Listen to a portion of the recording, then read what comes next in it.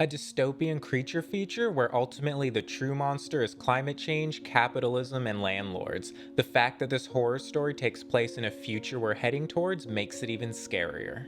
The Marigold by Andrew F. Sullivan takes place in the near future in Toronto, Canada. It portrays a bleak and dystopian society that isn't so far away from our current situation. It feels less like a Blade Runner type setting and more like a Black Mirror scenario. The story starts by introducing us to the current state of the world and more specifically Toronto, a large and populous city in which corporations and the gig economy have pretty much infiltrated every aspect of people's lives, and we're also introduced to the Marigold. The Marigold is a tall and looming condo tower, one of the last buildings constructed that represents luxury and wealth. Built as more of a status symbol than actually providing quality housing, even though the cost to move in is extremely steep.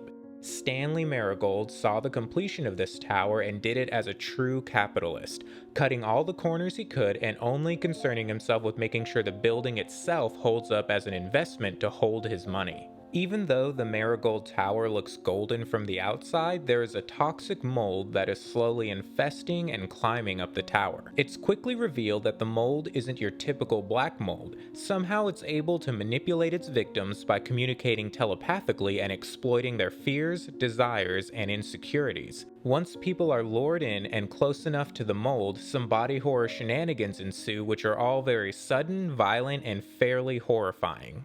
There are several main point of view characters in this story. We have a health inspector named Kathy, a rideshare driver who's nicknamed Soda, a 13-year-old girl, Henrietta, who finds herself exploring tunnels underneath the city, and then we have the owner of the Marigold himself, Stanley Marigold.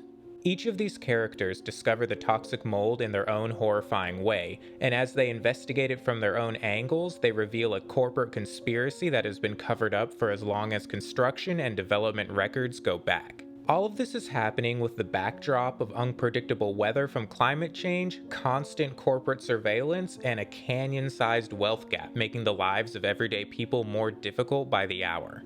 Stanley Marigold is trying to start construction on a second luxury skyscraper, and the price to get that process started is literally human capital. Even though the existing tower is rotting from the inside due to the deadly mold that is beginning to seep up from the ground and streets around the city, the corporate greed of Stanley and the shareholders can't be bothered by it.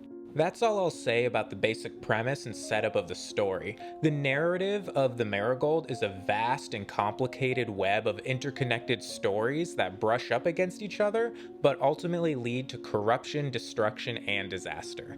I also understand that when I say the monster is mold, it doesn't sound that scary, but it does turn into something much larger throughout the story that I won't get into so I can avoid spoilers. I really liked a lot of the themes covered in this book. It had an interesting view on what taking capitalism and the gig economy to its natural conclusion would look like, and how the lives of the people who have no choice but to scrape by working for these companies are chained to the corporations. I also liked how the story tied in some supernatural elements in regards to how the 1% end up making decisions, and the rituals involved in ensuring investments go as planned. Climate change also plays a big part in the setting and the story.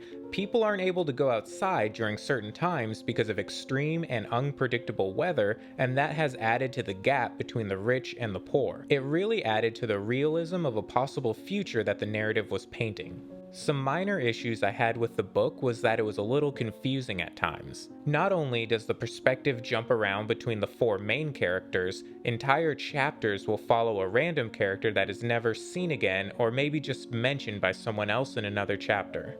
I understand that it's really driving home the point of the insignificance of an individual in regards to a corporate entity, but it made the book drag in some places and it was a little hard for me to follow. I also thought the monster could have been a little scarier. I understand that the big bad was really messing things up for the city as a whole, but for me the stakes didn't feel high enough. Overall, I enjoyed the book. I think if you're looking for a horror story that explores the terror of being exploited by capitalism and does so with some body horror and some creature feature fun, you should check out The Marigold by Andrew F. Sullivan.